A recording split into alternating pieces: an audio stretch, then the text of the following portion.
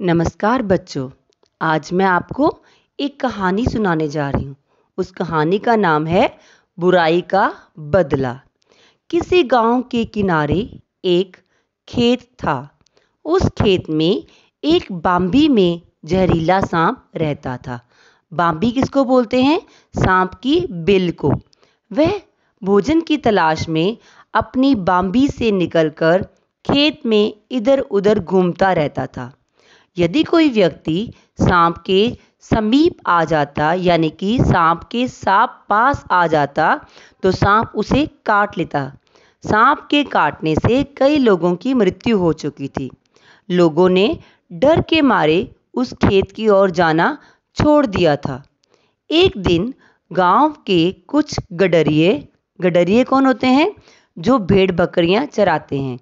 एक दिन गांव के कुछ गडरिये खेत से कुछ दूर अपनी भेड़ें चरा रहे थे। उन्होंने देखा कि एक महात्मा जी उसी खेत की ओर जा रहे हैं जहां सांप की बाम्बी थी।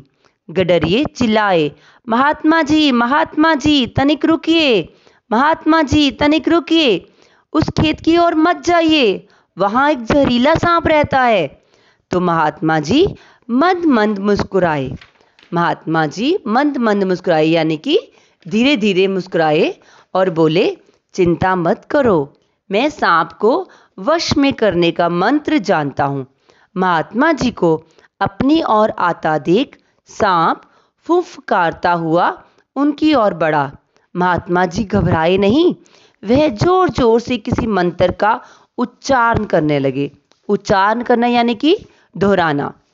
मंत्र का उच्चारण सुनते ही सांप केंचुए की भांति धरती पर लौटने लगा। जब महात्मा जी ने सांप के समीप जाकर कुछ कहा तो सांप ने पूछा, महाराज अब मुझे क्या करना होगा?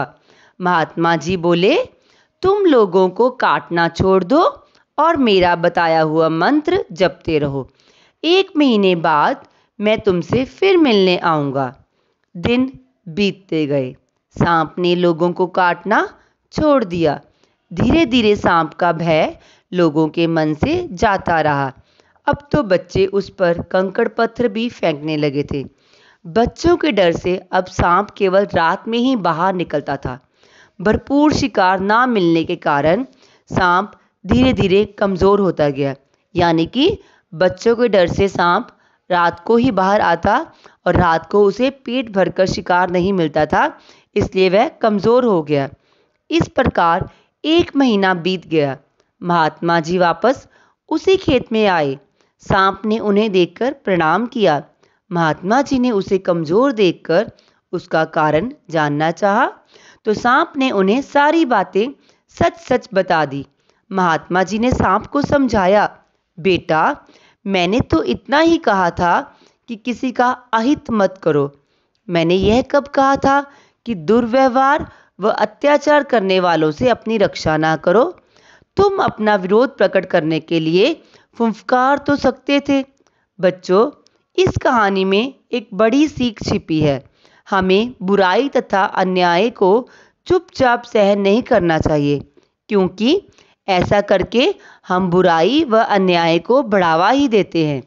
भले लोगों की फुफकार ही बहुत होती है। बुरे लोगों में डटकर सामना करने का साहस नहीं होता। वे विरोध की फुफकार सुनकर डरेंगे और भाग जाएंगे। धन्यवाद।